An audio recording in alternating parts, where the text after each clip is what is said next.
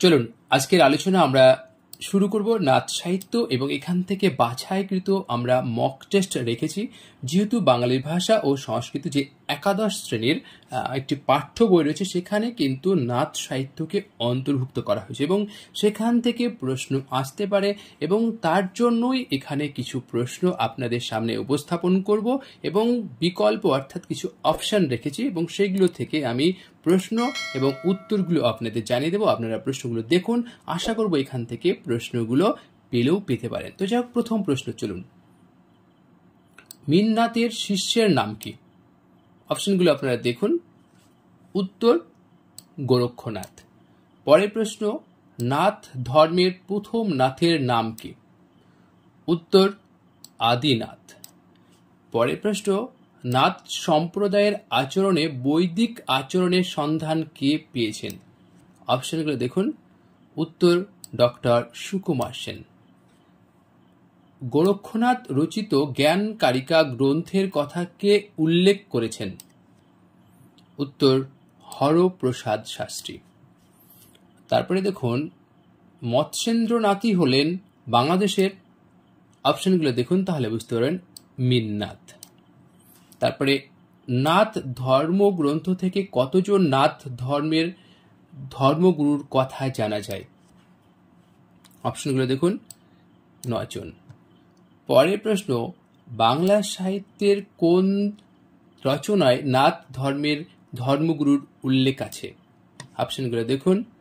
উত্তর চর্যাগীতি। এই প্রশ্নটি কিন্তু ভীষণ ইম্পর্টেন্ট। তারপরে দেখুন, 84 জন বৌদ্ধ সিদ্ধাচার্যের সঙ্গে কতজন নাথ আচার্যের পূজাও করতেন তান্ত্রিকেরা? অপশনগুলো দেখুন আপনারা। উত্তর 9 জন।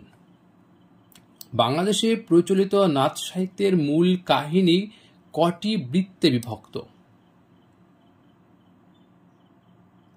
উত্তর 2টি। এখানে আপনাদের জানিয়ে রাখি, শিবায়ন মঙ্গল বা শিবায়ন সাহিত্য থেকে আমি বিস্তারিত একটি ভিডিও দিব। আপনাদের অনুরোধ আপনারা ভিডিওটি দেখবেন, কারণ যারা একাদশ দ্বাদশ পিজি লেভেলের পরীক্ষা দেবেন তাদের জন্য ভিডিওটি ভীষণ ইম্পর্টেন্ট হতে চলেছে। বাংলা সাহিত্যে প্রচলিত নাথ সাহিত্যের মূল কাহিনী 2টি বৃত্তে বিভক্ত, যার একটি হলো গোরক্ষনাথ অবলম্বী, অপরটি হলো দেখুন ময়নাবতী গোপীচন্দ্র। পরের প্রশ্ন, গোরক্ষনাথের মহিমা বিষয়ক কটি পুঁথির সন্ধান পাওয়া গেছে এ পর্যন্ত? কটা তাহলে পুঁথির সন্ধান পাওয়া গেছে? উত্তর 3টি। পরের প্রশ্ন, মীন চেতন কার লেখা? ভীষণ ইম্পর্টেন্ট এই প্রশ্নটি। উত্তর কবি শ্যামদাস সেন।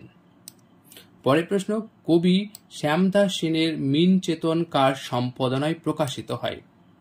উত্তর ডক্টর নলিনীকান্ত ভট্টশালী। পরের প্রশ্ন, শেখ ফয়জুল্লাহর গোরক্ষ বিজয় কার সম্পাদনায় প্রকাশিত হয়? উত্তর মুন্সি আব্দুল করিম সাহিত্য বিশরদ।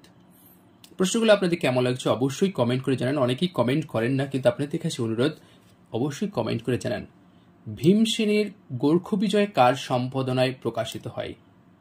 উত্তর পঞ্চানন মণ্ডল। এখানে কিন্তু আপনাদের বলতে ভুলে গেছে, দেখুন শ্যামদাসের কাব্যের নাম কিন্তু মীনচেতন, তারপরে শেখ ফজলুল্লাহর কাব্যের নাম কিন্তু গোরক্ষ বিজয়, তারপরে ভীমসেনের কাব্যের নাম আমরা পেলাম কিন্তু গোরক্ষ বিজয়। এখান থেকে আপনারা প্রশ্নগুলো পেয়ে যাচ্ছেন।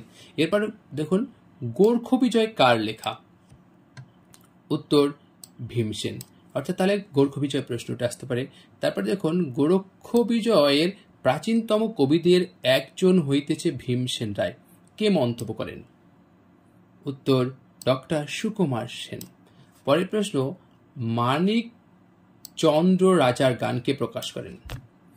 উত্তর আব্রাহাম গিয়ারসন সাহেব। অপশনগুলো কিন্তু আপনার আছে, আপনারা দেখতে পারেন। পরের প্রশ্ন, আব্রাহাম গিয়ারসন সাহেব কত সালে দেবনাগরী হরপে প্রথম মানিকচন্দ্র রাজার গান প্রকাশ করেন? উত্তর 1878 খ্রিস্টাব্দ। গোরক্ষনাথের পুত্রের নাম কি?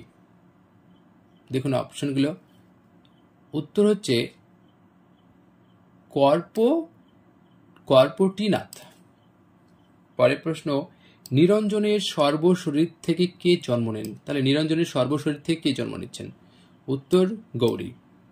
তারপরে দেখুন, গোপীচন্দ্রের গান প্রথম খণ্ড কার সম্পাদনায় কলকাতা বিশ্ববিদ্যালয় থেকে প্রকাশিত হয়? উত্তর বিশ্বেশ্বর ভট্টাচার্য। তারপরে ময়নামতি গোপীচন্দ্রের কাহিনীতে এপিক উপাখ্যানের মহিমা সৌন্দর্য আছে মন্তপুটিকার। উত্তর ডক্টর সুকুমার সেনের। পরের প্রশ্ন, গোপীচাঁদের সন্ন্যাস কার লেখা?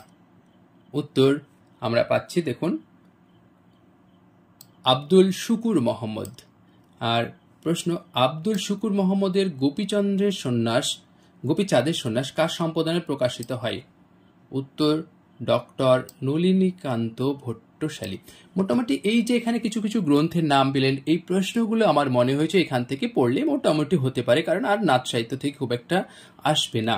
এই যে তাহলে ভীমসেনের গোরক্ষ বিজয়, তারপরে শেখ ফজলের গোরক্ষ বিজয়, তারপরে কবি শ্যামদাস সেনের মিন চেতন, এই যে প্রশ্নগুলো আপনাদের জন্য ইম্পর্টেন্ট। তারপরে গোপীচন্দ্রের গান কার সম্পাদনে প্রকাশিত হচ্ছে, তারপরে গোপীচাঁদের সন্ন্যাস কার লেখা, এই প্রশ্নগুলো দেখুন, তাহলে এনাফ। তো যাই হোক, আজকের আলোচনাটি এখানে শেষ করলাম।